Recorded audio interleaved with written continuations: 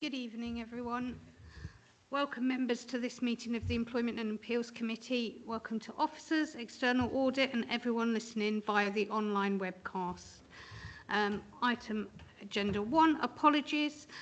David, do we have any apologies? Apologies from Councillor Carr this evening, Chair. Thank you. And now to the minutes of our last meeting. To confirm the minutes of the last Employment and Appeals Committee held on the 26th of March, I'll propose approval of the minutes from the Chair. Do I have a seconder, please? Thank you, Councillor Waller. All those in agreement? For those that are here, that's carried. Thank you, Chair. Thank you. And now we go to agenda item 3, that's appointment of Vice Chairman. With regard to the Vice Chair, I'll ask for a proposer and a second for each nomination, take a vote on each nomination and then proceed to the next nomination if we have. So I will, if we have nominations, I would like to propose Councillor Waller from the Chair. Do I have a seconder? Thank you, Councillor Chatfield. Do we have any other nominations? No. So all those in favour? That's unanimous. Thank you. You can vote for yourself. That's carried. Thank you, Councillor Waller. On to item number 4, declarations of interest. Does anyone have any declarations of interest? No. Thank you. Item 5 is petitions, deputations and questions. David, have we got any? None received, Chair. Thank you. And questions from members. I would have a question for Councillor Ross, but that's going to be dealt with when the report's being presented. Thank you. Councillor Ross, we will, Councillor Ross is here, although he's not a member of the committee, he will take part in the debate, although he will not be able to vote as part of the committee, but we will bring you into the debate on that at that time if you're happy for that, Councillor Ross. So you'll be able to ask your questions then. Yes, thank you. Do we have agenda item 7 is notices of motion. Do we have any notices of motion? None received, Chair. Thank you. And then we come to workforce strategy, which is our main agenda item this evening. It's to report number 1142024 from our Strategic Director of Resources. And I believe it is you, Fiona, who's going to introduce that for us. And so I shall hand over to you. Thank you, Councillor Harvey. I'm presenting to you today the draft Rutland County Council Workforce Strategy. The workforce strategy is underpins all of the corporate priorities and particularly focuses on providing good public services. And within those priorities, there's a priority that is to have a dynamic and sustainable council workforce. So the purpose of this strategy is to ensure that we meet our corporate priorities. In developing the strategy, I've done a significant amount of engagement across the piece. We have rerun the staff survey that was last took place in 2022. We have had team and group sessions with the extended leadership team and with directorate management teams. And we also held open sessions for staff to come along and comment and input as they chose. That gave us a very good background in terms of looking at what Rutland as an organisation needs and what we believe will help us to improve as a council in terms of having a dynamic and sustainable workforce. The strategy itself contains background information which I'm going to take as read. You've got some information on current position, on our core values and the position of our workforce. That's obviously a point in time piece of information about the composition of our workforce. And further information in terms of workforce will be brought to the next Employment and Appeals Committee. We looked at a range of challenges across the piece, digital, flexible, a whole range of issues, and looked at what were the areas that we should focus on going forward. There are three thematic areas. One is capacity. That's primarily looking at recruitment, which includes diversity in recruitment and attraction. We have a significant turnover rate and we have a significant volume, therefore, of recruitment, and part of what we need to do is improve the way in which we recruit and improve our reach into the broader community. The second priority is capability. That's largely focusing on development. It is looking at expanding our range of apprenticeships, expanding our learning offer, and looking and developing career pathways in areas where we may not have them already, and extending that development going forward. The third priority is culture and organisation development. That's where we have our leadership and change. That's where the change initiatives associated with the council agenda will come through. That's about including ways of working, for instance, and linked to the property changes. It's got health, safety and well-being, and it has pay and reward in there. There is an action plan that follows through. It's split into initial actions and the longer term actions to take us into that 5-year stage. Obviously, an action plan evolves and develops over time. As we build on work, we find what else needs to be done. There are a number of measures of success and KPIs. Some of them are currently being reported, and some are new measures that we will introduce.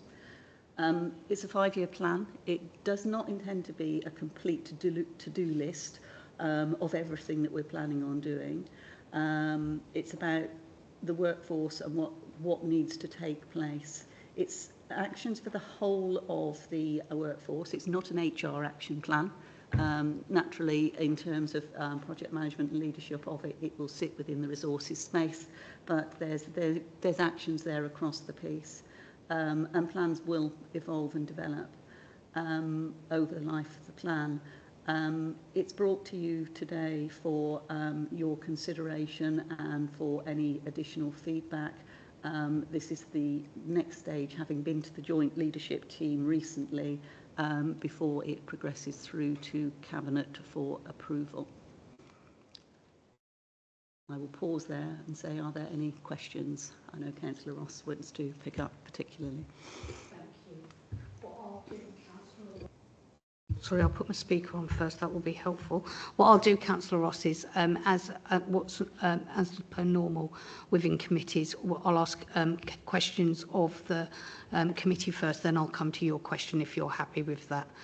So we'll do that first. So is there any questions from the committee in the first instance moving forward? And then I'll come to Councillor Ross. Councillor Johnson. Thank you, Chair. Yes, I'd just like to ask Mrs Rowntree what her thoughts are on the staff survey results.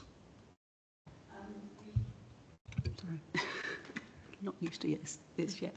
The staff survey results have been quite positive. There were 4 thematic areas within the staff survey. 4 of those areas improved across the board by 2 to 3%. 2 stayed the same, and 1 deteriorated slightly in certain themes. But in general terms, we have a target in the corporate performance indicators of having a staff satisfaction rate that's greater than 68%, which is what the result was 2 years ago, and the outcome this year is at 82%. So it's a very good base for staff satisfaction. There are obviously lots of other questions within the survey, and we've given feedback to the Directorate Management teams, and staff feedback will follow. But it is, I would suggest, and I'm not taking credit for it, it was just because I wasn't here for most of it, but in reality, in terms of actually the outcome, it is a positive tribute to the way in which staff and colleagues have been working to improve things. The area that we need to improve on particularly is how we approach change. There was a very clear response that said everyone was up for change, except when it happens to me. That wasn't a question, but that's a paraphrase of the response. Thank you. Councillor Wise. From my background in leadership, I'm interested that you don't have leadership in your culture, because to change culture needs very strong leadership. And the diagram I'm looking at on page 13 of the strategy has improving leadership capability, but I think we will need to think about how we prepare our leaders to lead a culture change.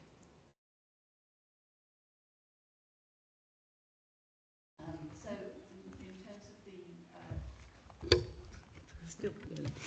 in terms of the strategy and the strategic pillars, the culture and organisational development theme, which is where we have better relationships, better understanding, culture, compassionate leaders. The areas we're saying is we'll work to develop leaders and managers to become role models and support development, enable leaders and workforce to engage with service and team change. So it is there in terms of the overall approach, because there's no doubt that leaders are there. And I'm sorry, I'm looking at page 24 in terms of the bundle and the right-hand column. So I would suggest that leadership is part of that cultural theme. I just suspect, I think from my experience in the research, you really need your leaders to develop that culture change. You're quite right, it comes from how the leaders treat people and they lead people into that culture change. So, Councillor Waller. Thank you, Chairman.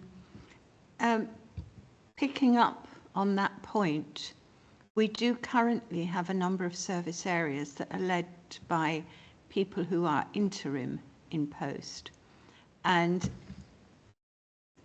whilst they might be working out what should come next, they will have no ownership of it because they will have moved on. And so I think leadership isn't just about leadership within your own service area, but it's your responsibility to support across the piece as well. I'm not sure I'm expressing this particularly well, but it is about a culture shift. And that does need to be writ large, because where we are at the moment is not unusual for us. I've been on this council for 13, 14 years, something like that. And we go in phases. And we have had over the last year, particularly high staff turnover. There's been periods of time when our staff turnover has been the lowest in our region. It isn't at the moment. And so we need to have leaders who are constantly evaluating and helping our organisation evolve as the world changes. And that means supporting each other as well, I think. So I'm supporting what you say, Councillor Wise, in a rather convoluted way. Fiona. I completely agree with you. I mean, I'm not going to say anything against a culture of leadership. I think the points you make, obviously I haven't got the experience you have of Rutland, Councillor Waller or Councillor Wise, but I agree with you in the context that it is always better to have a substantive, virtually always better to have a substantive post holder than it is to have an interim in place, because as you say, their role, their view is not for the longer term.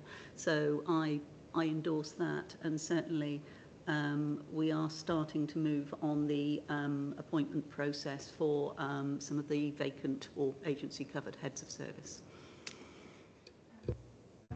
Of course. Thank you very much, Chairman. The longevity that I have, yes, there aren't that many of us left who came on the council when I did, but actually where we have those interim posts now isn't where we had them 10 years ago, nor is it where we had them 5 years ago, but we still had interims. So we need to have a culture that can cope with that, whichever directorate it is in, because it hasn't been the same directorate each time. And I think that's my point. So it needs to be not just that vertically, but horizontally as well, the same level of leadership. Thank you, Councillor Wise. I've got a couple of points, but I'll let Councillor Ross come in. Councillor Chatfield, Councillor Farina, have you got anything to add? And then I'll let Councillor Ross, I'll let you come in, and then I'll add a couple of points afterwards. I was interested in the comments from Councillor Wise and Councillor Waller. My background is actually in continuous improvement.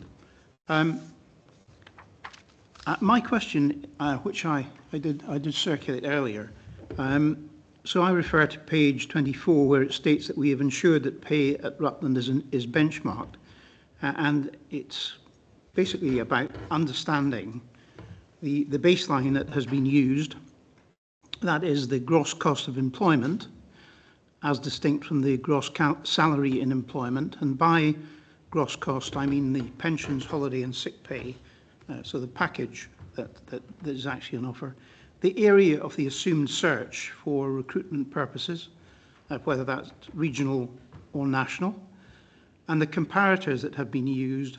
Does this include both private and public sectors for each of the roles chosen? And in respect of those public sector comparators used, how has the size of Rutland County Council been factored in making that assessment? Thank you.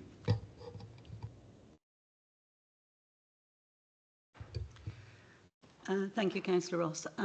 In looking at page 24, we are looking at the future state. We're not looking at the current state. So what we're saying is we will work to ensure that pay at Rutland is benchmarked. So I'm not sitting here in my back pocket with a set of measures. To confirm what we currently do, we currently benchmark salary. But we only benchmark salary within the public sector, and we primarily focus on our high turnover areas, particularly in the social care population. So we do benchmark, and we benchmark regionally within social care. So that's what we currently do. In terms of future state, I support the comments that you make in terms of what we should be looking at. There's always questions in terms of benchmarking against private sector as to what relevant comparators there are, and it's not something that I have looked at this point.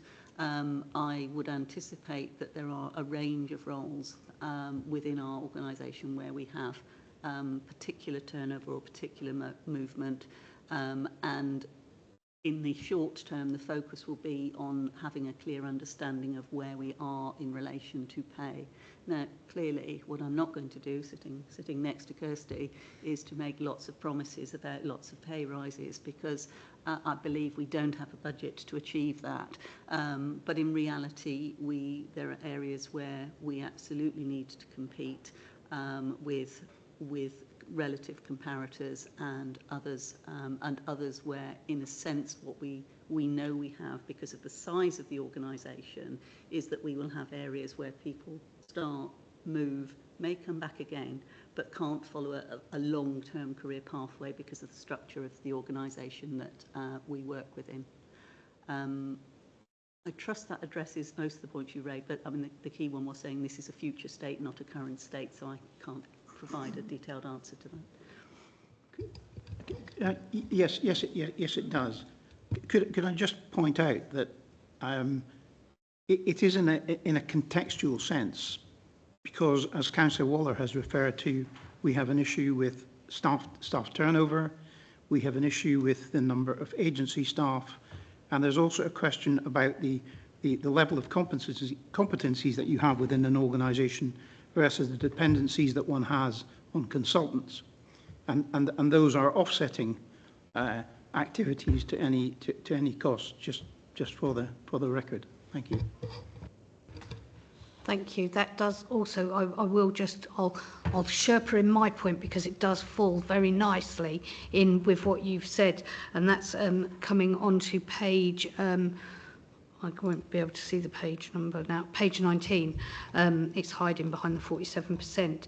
The one thing I looked at, and it does come to your point as well, and both of your points, when we look at the demographics, when we look at the ages of our workforce, we see that up nearly just under 40% of our workforce is age 55 plus. So we know they're going to retire.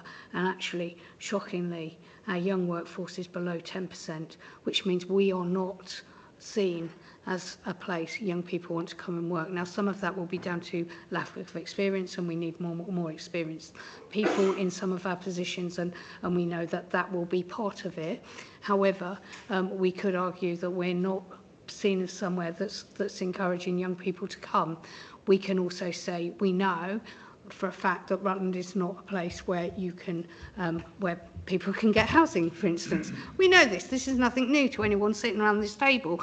And so equally, this comes into the wider conversation, and actually that speaks more for this, that there's a tipping scales at the moment, and actually some of this, and whilst I appreciate Kirsty, of course we have to think about the sums and the budgets and everything. Actually, there is that we're at a tipping, we're on a scales here at the moment where we need to look long term. We can't just look for short term gains here. We need a long term objective, because in 10 years time we might not have a workforce because they're all going to retire, and then what? Because actually we cannot afford for everyone to retire and for us to have to go out to agency staff, because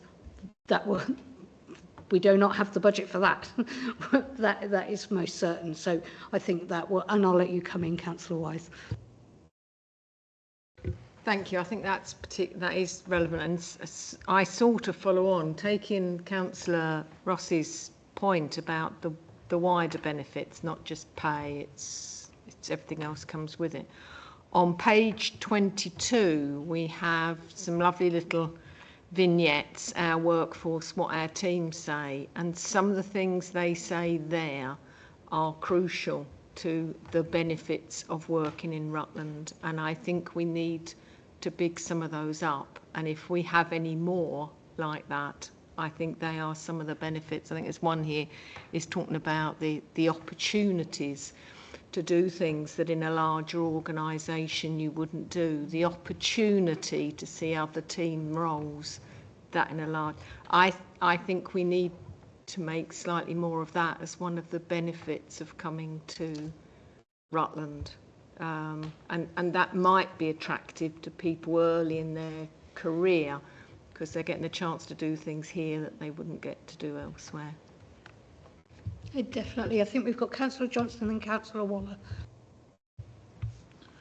Thank you, Chair. I think what I'd like to make the point is in terms of recruitment and the ability to attract people, therefore the ability to get a workforce that is the right percentage of interim managers rather than an excessive proportion, is that what this can also reflect is that Rutland isn't necessarily an easy place to work. And I think that members as well as residents need to take their part in that and realise that it is to their benefit that officers are properly respected and officers are properly encouraged to play their part in a way that allows them to develop and allows them to feel that they are a key member of the community. So I think I'd just like to make the point that some of the demographics on page 19, for example, which the Chair just quoted, I think that some of those could be down to the population of Rutland and the membership in terms of trying to make sure that we achieve an objective that Rutland County Council is a beneficial and attractive place to work. Thank you, Chairman. I think we need to look beyond Rutland, actually, and put this into a context. Local government generally is struggling to recruit staff, and pay is part of it. But I think all of us, all local authorities, are in the same position that we don't have the money to increase people's pay, even if we think we should do and that it would be the right thing to do. And the only way we can do that is by cutting services somewhere else. So you're making somebody redundant in order to pay somebody else some more money. And I'm not sure that that would do an awful lot for staff morale, to be honest. The government, well, the previous government, but I think in this context, the government is primarily civil servants because they're the ones who are working on this all the time. They have previously recognised that recruitment into local government is a challenge and funded a pilot through the Local Government Association to run in the northeast of England to try and make working in local government look attractive. And part of what they found as an outcome from that pilot was that a lot of people hadn't even thought about local government, had no idea of the range of jobs. All they thought local government was people emptying your bins. Well, clearly there's a much wider range of jobs than bin emptying. As valuable as that is, I have to say. And that pilot now is being rolled out, and the East Midlands that we sit in is one of the first regions to start the rollout of that programme. And I'm hoping that Rutland will be part of that development because it will be the opportunity to run advertising campaigns to advertise jobs in local government, and then people can go to a website and find which local authority they can go and work for. And bearing in mind that we're doing an awful lot of hybrid working, you don't have to anymore be within walking distance of your place of work in order to work. And that would be an opportunity, I think, to see whether getting the message out about what working in local government is about will make a difference. You know, I mean, it might not, but at least if people know what it is, then they are choosing to do it or not do it. I think one of the issues we've got is that people have no idea what local government service can be about. And I have to say, I wouldn't have done when I was straight out of university if I hadn't been in a job, a teaching job, where decisions by my local authority directly impacted on what I was doing. And I thought they were the wrong decisions. So I moved from that job into being the officer in the local authority, so that other lecturers in FE colleges didn't have the same problems. I knew what being a civil servant was. You know, I'd seen the civil service recruitment, but recruitment fairs, but not local government. So I'm hoping that we are going to be involved in that, because I think that will help. It won't solve all our problems, but as I said, these things are a bit cyclical. But I did like in the thrust of this, the looking at the, I'm using the term broadly, apprenticeship approach, because I do appreciate it's more than just apprenticeships. But I think that gives people a chance, individuals a chance to get a flavour of what this is and to identify what a career might be, even if it's not within Rutland, but at the same time gives us a chance to work with young people, which will not only help us identify whether those individually are people we'd want to keep on, but more importantly, help us understand what it is motivates young people and help develop policy as a result. Thank you. Can I, sorry, I know, can I, or come up, you'll probably be able to answer this as it's probably you're going to come back about apprenticeships. And I just wanted to ask about, because I know from maybe the year before last when we were discussing apprenticeships, a lot of our apprenticeships that we have here tend to be for slightly older people, shall we say, rather than our more younger people, shall we say, and that's fantastic. But what I was going to ask was, certainly we know within Rutland, and with regard to trades, we have a specific issue that we don't have anywhere in Rutland for our young people to actually be educated in Rutland for trades. We only have A-level provision in Rutland, we know this. And I wondered, and this might be a discussion for another committee, or maybe to come back and have a further look into apprenticeships within the committee, but whether, and on the back of this, and on the back of encouraging younger people into, we know that young people aged between 16 and 18 have to be in full-time education and have to be on an approved training course. Equally, we also know that there are young people within Rutland, and that particular demographic, and the linking it to the Health and Wellbeing Board and public health, we do know that there are a particular demographic who would fall into that, who don't have particularly good outcomes in public health on that, who actually may benefit from having apprenticeships, younger apprenticeships from the council, and maybe that's something that the council could look at, actually having 16 to 18-year-old apprenticeships or learning opportunities, and actually having younger people doing younger apprenticeships, so not degree educated apprenticeships, but I'm talking more entry-level apprenticeships. So in my day it was, what was it, J something, wasn't it?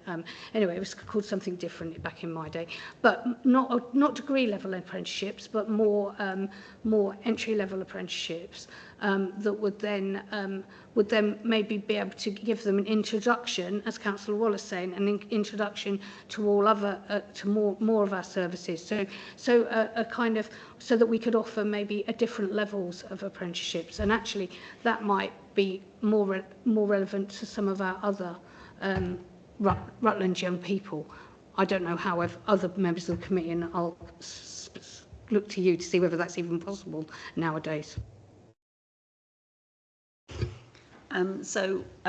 When I'm talking apprenticeships, I'm talking apprenticeships across the piece. You're quite right that most of the apprenticeships we currently have are linked to development programs rather than entry level. I believe we should have both. We are actually just entered the wrong password. We are initiating level 3 apprenticeships, which are A-level equivalent, broadly speaking. So they are coming through. To do level 2, level 3, we've got to have the right supervision in place. I mean, that's true in general terms, but in reality, when you're bringing people into the workplace for the first time, it's somewhat different than developing. So we've got to gear ourselves up properly to do that. I've had conversations about work experience, particularly with Stamford College, who are introducing T-levels in a range of areas, so that may potentially follow. I appreciate it's over the border. In terms of the working in Rutland, coming back to that original point and in the strategy, it was a conscious choice to ask people whether they'd be willing to say why Rutland was a great place to work. Now, I got a number of replies and a number of silences from people, as you might expect, and I didn't push. But there were a number of people, and you can see from there that the reasons and the different ways in which they think Rutland is a good place to work. I haven't done the demographics as to what proportion of our staff actually live in Rutland, but I'm guessing not much, not very high. So my starting premises in terms of recruitment is always going to be it's Rutland plus. There are people that come from whole distances, but actually we're looking at a broader geography that circles around Rutland in terms of distance to travel, in effect, and that's where we need to get that message out more broadly about the reasons why Rutland is a good place to work. I mean, in certain areas, I know I'm focused on social care, and I will focus on social care again, there is a very strong message that we can give on why Rutland's a good place to work. Yes, there's pressures, yes, there's stress, but yes, there's a relatively low caseload. So there are things we can sell, as well as, I mean, it sounds ridiculous, but all these city centres, we currently, I have to say currently because you never know what might change, have free parking. Now that's actually quite it's not a cost of benefits, but it's quite a significant benefit for staff. And there are plenty of other things as well. So I think there's a lot we can market on. Yes, we will be taking place in the national campaign. It seems to have been slightly delayed because we were chasing yesterday because we haven't had the information through, and it's because it's not been issued. So there's what reason for that, I know not. But we will take part in that. Obviously, like many local government initiatives, it has some very early pump prime funding, and then when it filters through, there isn't really any funding attached to it, which means that we can't advertise in a big way, but we will absolutely use that. I'm hoping that addresses most of the points raised. If I've missed any, please let me know.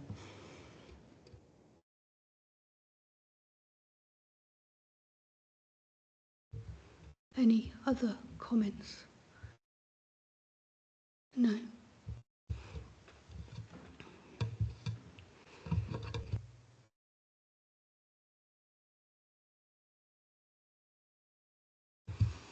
No. Nothing more to add?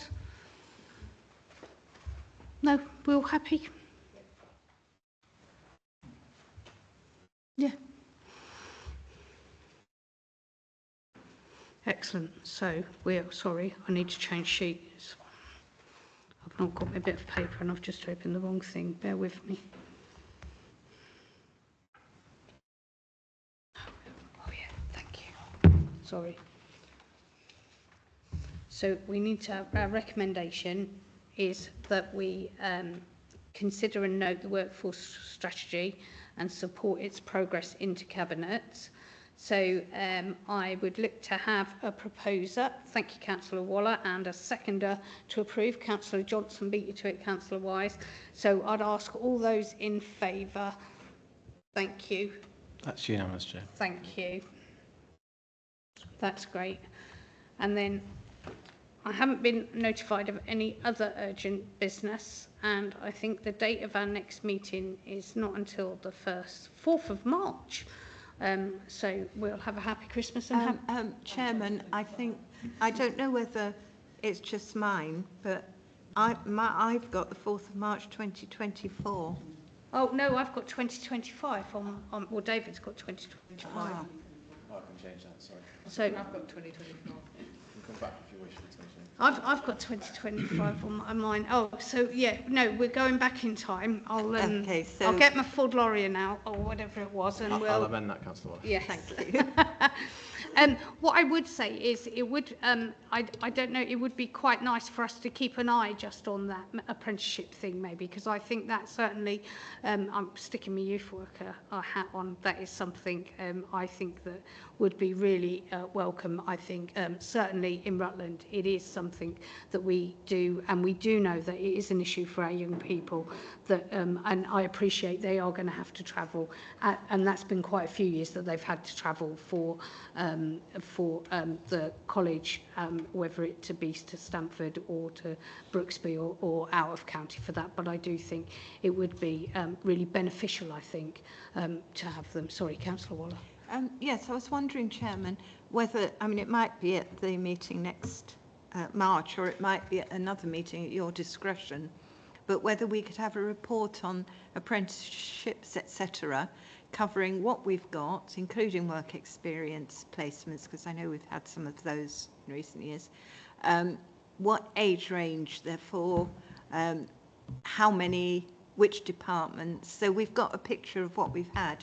And then next to that, or as well as that, what opportunities we might pursue, what apprenticeships we could do.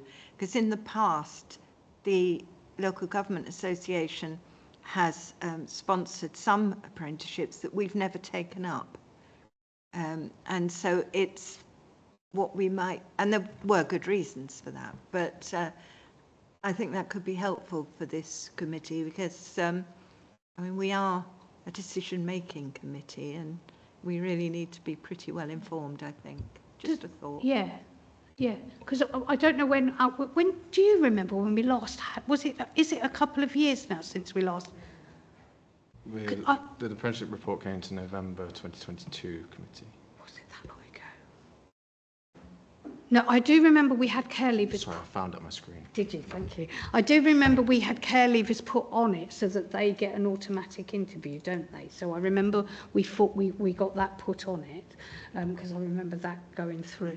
That's right, and we have subsequently appointed a care leaver. Yes, we have, and I'm very pleased for her. So yes, I was very pleased for that. So yeah, so that would so maybe is it. Do you think that would fit with the time period, or how long would be? Because obviously there's no point. It would be a future because there would be a need to do the work first. Because as you say, the support structures need to be in place because we need not set them up to fail. And as you say, there needs to be the support structures in place for them to be able to enter the workplace successfully and be supported, especially if you're bringing in young people who. So if you're bringing in 16-year-olds who are used to being at school, it's slightly different to 18-year-olds. And so it's a change to what they're used to. But I think it would be hugely successful, actually. I think it would be welcomed by the community. I think I'm all for it. Sorry, Fiona. I mean, we have an apprenticeship levy and it's based on payroll and it's not massive, so we don't have large numbers. So it's perfectly straightforward for me to bring an update in terms of current position and future plans.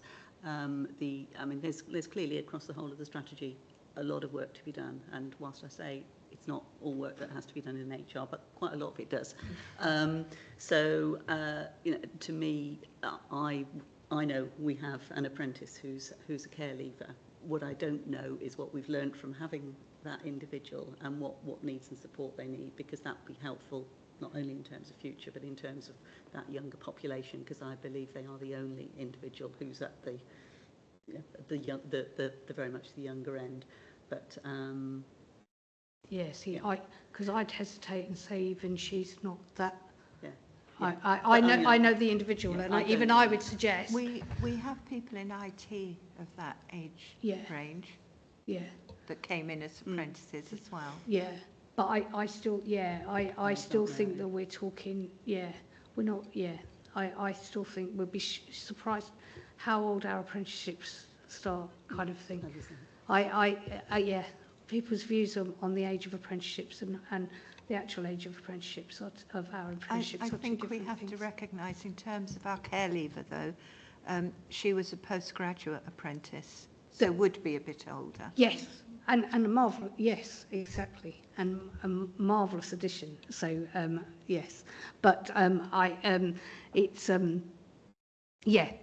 just think it's people have an idea about apprenticeships, and we are very, very good in development here and staff progression development, and in that respect our apprenticeship scheme has worked marvellously and is fantastic, given fantastic opportunities to those staff, and it would be wonderful to replicate that for some entry level and for some starters is where I think we should try and concentrate. So yeah, if we can have the report, and then if we can look at how long, maybe tag onto it how long a development into that might look at, and how expensive it might be, because it could be that it's not possible, or we might need to look for some outside funding or that sort of thing. These things, you know, I'm looking at Kirsty because money and money and money. I'm putting my money hat on, see, for once, but it is possible that we might be able to get, there's rural funds and stuff, so there is possible that we might be able to get some external funding. Yeah, and you probably saw my face as well. And I was just thinking, it's not the funding per se, but it's the support that's required. So there's non-cashable, so there's elements of management, leadership, and I was just thinking there, you know, from my own experience, you know, I came from a big county council graduate scheme, but you could spread that cost across the organisation, which is one which we just through size is not quite the same. So that was some of the thought process around it. But without doubt, you know, we're seeing the impact of not having enough people coming through, and some of our jobs as a nation in local government, we are beginning to feel that the loss of expertise in the sector. So absolutely something needs to be done, and I do think Rutland is in a good position in order to provide any new members of staff that broad remit of local government. You'll get a great base here. Excellent. Right, well, we will, at that point, on that note, we'll look to bring a thing in March, if that's okay, and then we'll have maybe a little bit of a wider debate in March. I'll come armed, Councillor Waller and I will come armed with we'll get looking and geeking out and look for evidence elsewhere. And on that note, I will close the meeting at 7:46 and bid us all safe drive home. Thank you.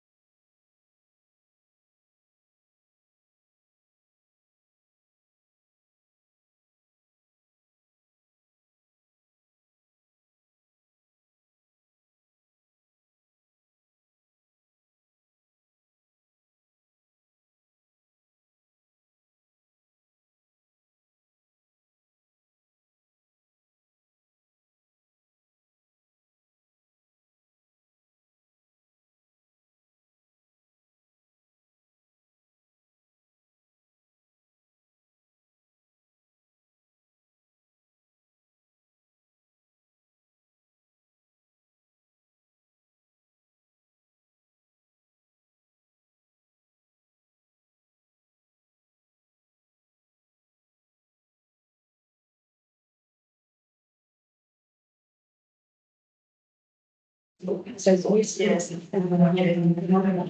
exactly what we need information from the